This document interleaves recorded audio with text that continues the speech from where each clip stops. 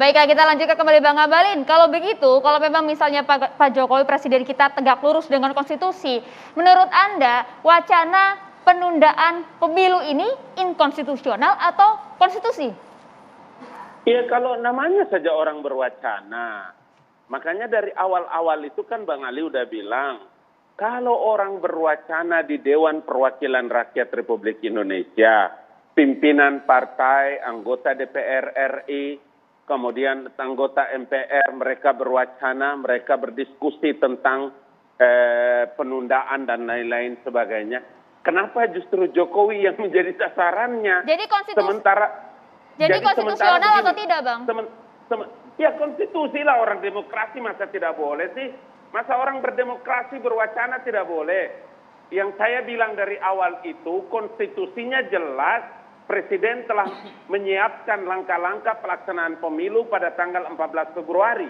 Aturan-aturan turunannya sudah disiapkan oleh KPU. KPU barunya segera akan dilantik oleh Presiden Joko Widodo. Presiden telah memerintahkan Mendagri menyiapkan KPU-nya, anggarannya, segalanya. Kenapa masih ada orang kemudian mempincangkan itu di DPR kemudian dituduh kepada Presiden Joko Widodo? Jadi tidak ada agenda terselubung ya Bang Ali Mukhtar Ngabalin soal tadi mahasiswa bersuara, ada kepala desa yang akan mendukung Jokowi 3 periode. Tidak perlu lagi didiskusikan itu masalah.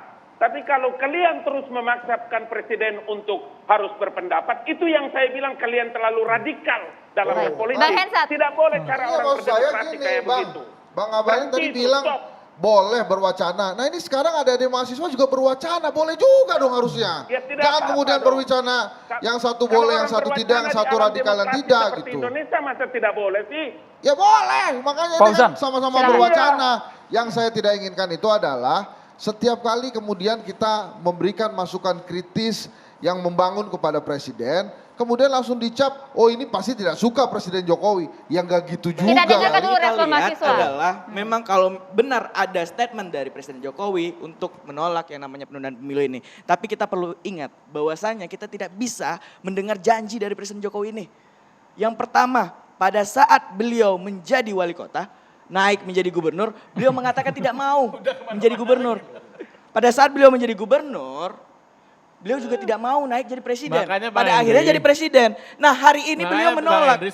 Nah jangan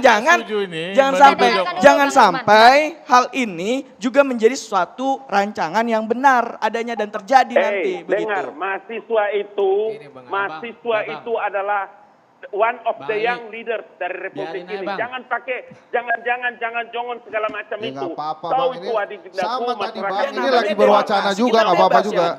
Bicara begitu. Jangan bolak-balik begitu kalimatnya. Aman Bang Ali. Oke, Ya, Bayu. udah maju.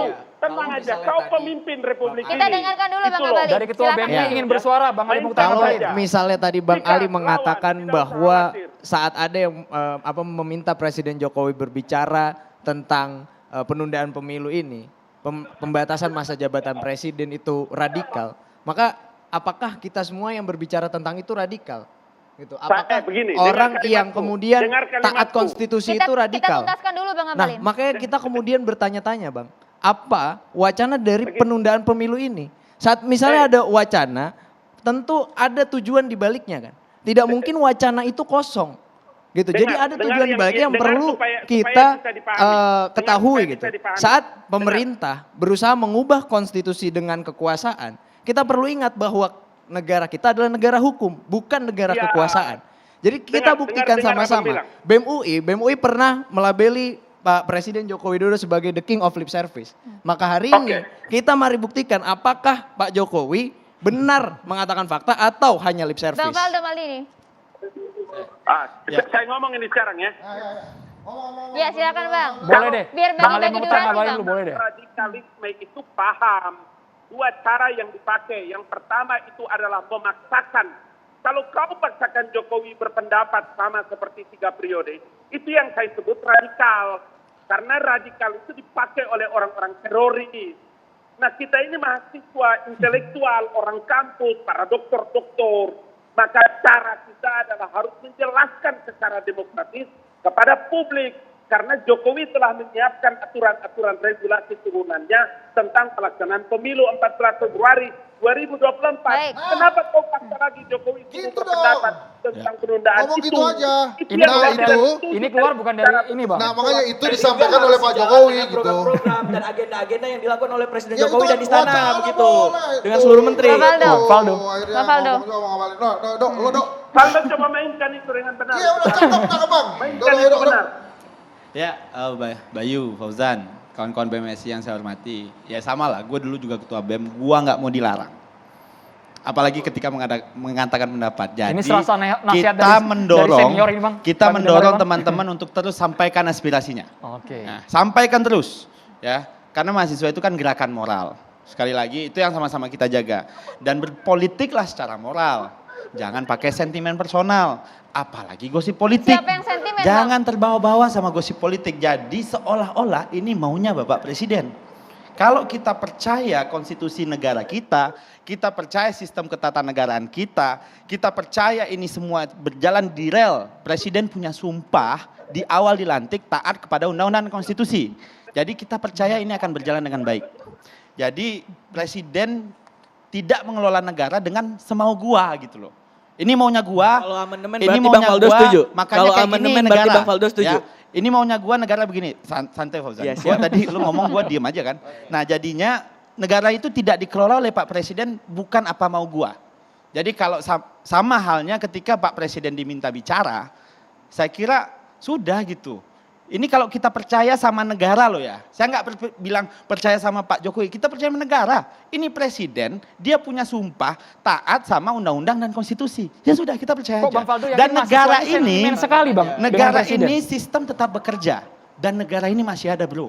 Ya, selama ada teman-teman mahasiswa, selama masih ada masyarakat sipil, ada Bang Hensat, Bang Masinton, Pak Lukman, dan TV One, dan semuanya, negara ini masih ada. Kita mengetahui amandemen itu adalah salah satu bentuk yang konstitusi. Apakah Bang Faldo setuju terhadap amandemen penundaan nantinya bisa 3 periode untuk menjabat sebagai presiden? Kita sama-sama taat pada undang-undang dan konstitusi, ya.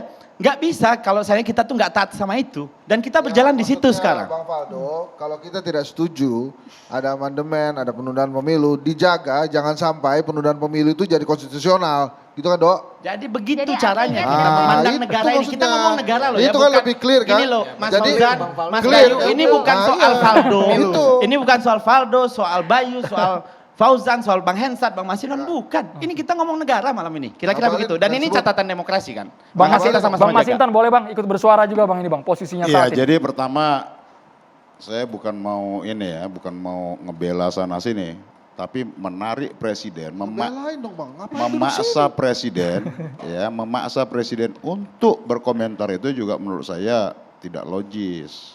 Presiden sudah, sikap presiden jelas, 3 periode beliau tolak. Kemudian agenda pemilu dilaksanakan, ya, pemerintah bersama DPR. Berikut dengan penyelenggaranya KPU sudah dilantik, anggaran sudah akan masuk ke dalam pembahasan APBN. Itulah komitmen dari negara. Tapi kalau kemudian bahwa ada ketua umum partai politik mewacanakan penundaan pemilu, jangan langsung dipandang bahwa pemerintah pengennya begini. Ada juga partai dari koalisi pemerintahan yang juga sikapnya berbeda. Itulah demokrasi. Artinya kalau tadi umpama teman-teman mahasiswa mau pengen percepatan pemilu, silakan. Konstitusional Pak. Konstitusi itu apa? Coba dulu konstitusi. Iya. Boleh gunakan mic-nya Bang. Gunakan kekuatan massa. Kami 98 ya, ketika Pak Harto dilantik tahun 97 ada krisis ekonomi, krisis moneter, ya. Kemudian Pak Harto harusnya periode 97 ke 2002. Kalau kita ikut kalender. 98 beliau turun. Apakah itu ada dalam konstitusi? Tidak, tapi konstitusi itu adalah kekuatan rakyat. Nah, kalau teman-teman ingin mempercepat pemilu, galanglah kekuatan rakyat. Kalau mau percepat pemilu gitu. Mempercepat atau sesuai waktu Bang? Bukan, kalau mempercepat pemilu teman-teman mahasiswa kan tadi bilang. Kembali ke konstitusi. Enggak, Inkonstitusional dong. kalau kalah inkonstitusional, kalau menang Kalau kalah masuk penjara. kekuatan rakyat Kalau itu. kalah masuk penjara. Kalau menang presidennya yang turun. Kok Ya masuk gitu aja. penjara? Lah iyalah. Enggak dong. Melakukan Kan diskonsional. wacana. Kenapa jadi wacana yang ini masuk Jadi, penjara ya. ujungnya? Jadi umpama perdebatan tadi Yang tadi wacana boleh. konstitusi itu adalah kesepakatan, konsensus. Kesepakatan itu ada yang tertulis, ada yang tidak. Yang tertulis itu itulah yang di Undang-Undang Dasar sekarang. Apakah dulu kita umpama Pak Harto turun di tengah jalan, apakah itu ada dalam konstitusi? Enggak ada. Tapi ketika itu menjadi kehendak rakyat pada saat itu melalui gerakan reformasi dan demokrasi, konstitusional. Kemudian percepatan pemilu, konstitusional. Kan pemilunya harusnya 2002. Jadi tahun 99 dibuatlah kemudian ketika baru pemilu rejimnya jatuh. Jadi begitu. Jadi umpama kalau teman-teman memaksakan ya satu agenda, menurut saya presiden harus bicara. Udah, kalau saya berpandangan nggak perlu presiden bicara, sudah terjawab. Agenda negara sudah mengagendakan, pemerintah bersama DPR mengagendakan 14 Sesuai Februari jadwal ya, Bang? 2024. Bang Lukman Edi. Bang Lukman silakan. Iya, Nah, kalau itu. saya sih ini kita keep kalem aja lah ya, keep kalem. Ini persoalan wacana. Ya silakan kita balas wacana yang berkembang ini dengan wacana juga. Nah, kalau kemudian ada tuduhan-tuduhan ini ada kekuasaan ikut terlibat, menurut saya juga tuduhan terlalu pagi, ya. Nggak boleh seperti itu, ya. Faktanya tidak. Faktanya kan sudah saya jelaskan tadi, tidak seperti itu. Faktanya pemerintah cukup netral dan tegak lurus dengan konstitusi. Sebaiknya kalau ini dikembangkan menurut saya tidak produktif, ya, kontraproduktif. Kalau mau produktif, ya kita balas dengan wacana supaya kemudian wacana yang dianggap liar misalnya ataupun wacana ini dianggap tidak cocok dengan pikiran-pikiran adik-adik, ya supaya berubah ini orang-orang yang punya wacana yang disesuaikan dengan pikiran adik-adik semua. Termasuk PKB bisa berubah haluan nanti? Saya kira PKB itu akan mencari keputusan sikap terakhir berdasarkan mekanisme pencarian keputusan di internal PKB dengan berbagai macam cara. Membatalkan wacana. Termasuk dengerin mahasiswa kok. Ya. Begitu ada mahasiswa demo, dengerin ini kira-kira wacana ini pantas untuk dikembangkan. Karena bagi partai politik ya bertentangan dengan kehendak rakyat itu adalah persoalan sendiri. Kalau awalnya misalnya 15% bisa turun menjadi 10%. Awalnya 10% bisa turun menjadi 5% karena rakyat kecewa misalnya. Tapi bagi partai politik pertaruhan itu pasti dihitung benar. Ya, kalau PKB pasti menghitung Kita benar. juga harus ngitung durasi, Bang. Iya. Iklan Tidak itu hanya di akan Jatan ada Demokrasi, saat pemirsa. lagi untuk Menurut Anda. saya kita produktif saja. Kami akan segera kembali Kita sesaat serang lagi. substansi di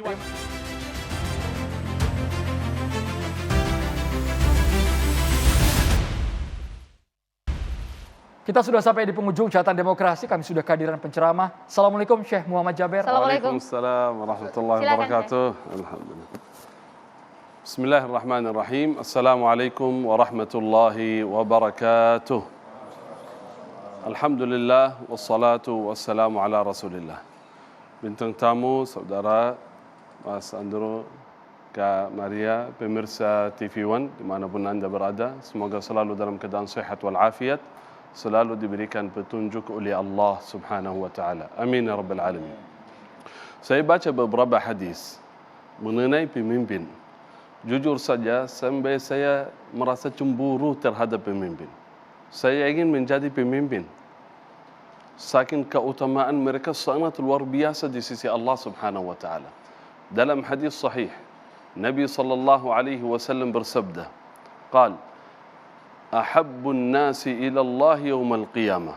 Orang yang paling dicintai oleh Allah di hari kiamat nanti adalah pemimpin yang adil. Orang yang paling dekat kedudukannya di sisi Allah di yaumul qiyamah adalah orang pemimpin yang adil. Berarti beruntunglah pemimpin yang menjaga keadilan.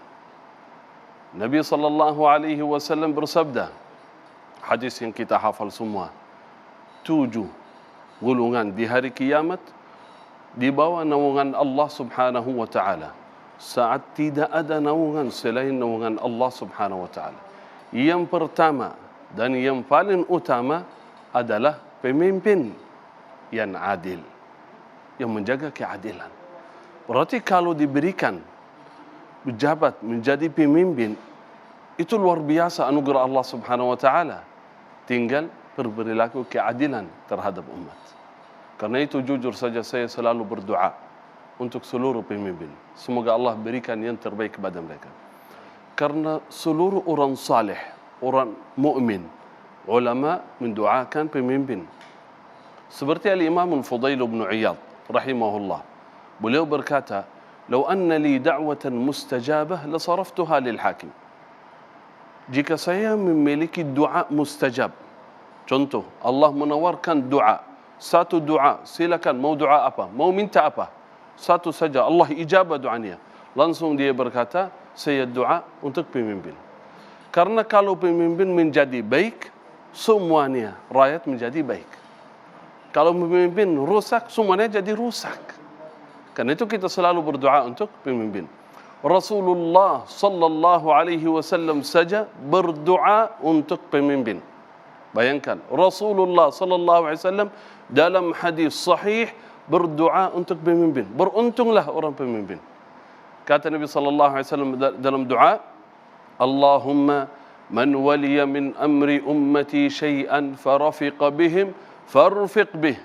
Ya Allah, barang siapa yang diberikan jabatan terhadap umatku, lalu dia melayani umat, berperilaku adil, dia sopan, santun terhadap umat, memberikan yang terbaik, ya Allah balas yang terbaik baginya. Siapa yang bermudah urusan umat, ya Allah mudahkan segala urusannya.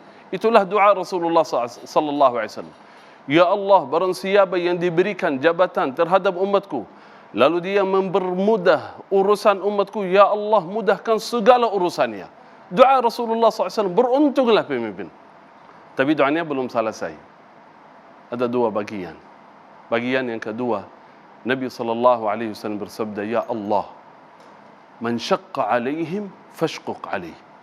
Barang siapa yang diberikan jabatan terhadap umatku, lalu dia hanya berfikir untuk maslahat pribadi saja, tidak berperilaku adil terhadap umatku, mempersulit urusan umatku, ya Allah persulitkanlah segala urusannya. Ancaman dari Rasulullah SAW, ya Allah persulitlah segala urusannya. Doa dari Rasulullah SAW berarti al-jaza'u min jinsil amal. Balasan Allah sesuai apa yang kita lakukan. Kalau melayani dengan baik, Allah membalas yang lebih baik. Kalau tidak memberikan yang terbaik, Allah membalas sesuai apa yang kita berikan. Karena itu pesan dari saya untuk seluruh pemimpin. Jagalah amanat, jagalah keadilan. Karena dunia ini berakhir. Tidak ada kekuasaan yang abadi selain kekuasaan Allah Subhanahu wa taala. Bersiapkan bertanggung jawab di hari akhirat nanti. Semoga Allah selamatkan kami semua dari segala keburukan. Amin ya rabbal alamin. Selalu berdoa untuk pemimpin dan negeri. Semoga ya Allah melindungi kita dari segala keburukan dunia dan akhirat. Amin ya rabbal alamin. Barakallahu fikum. Assalamualaikum warahmatullahi wabarakatuh. Waalaikumsalam warahmatullahi wabarakatuh. Terima kasih banyak Syekh Muhammad Jaber, Bang Masinton Pasaribu, Bang Henry Satrio, Mas Bayu Satria Utomo dari BEM UI. Dan juga terima kasih juga Fauzan, Bang Lukman, Bang Faldo tadi juga sudah tersambung bersama kami. Ada Bang Ali Mokhtar Ngabalin. Kita tunggu sajalah wacana ini akan bergulir kemana. Saya Maria Segaf. Dan saya Andromeda Merkuri. Terima kasih, selamat malam. Sampai jumpa.